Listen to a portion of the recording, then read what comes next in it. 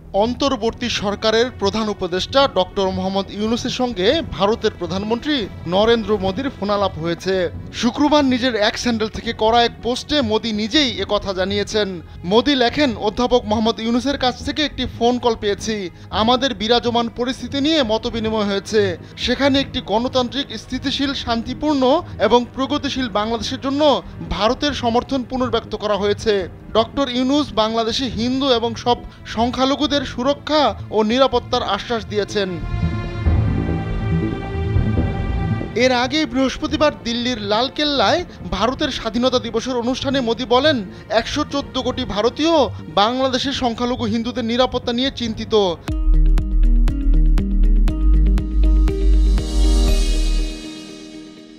ভারত সবসময় বাংলাদেশের অগ্রগতির শুভাকাঙ্ক্ষী।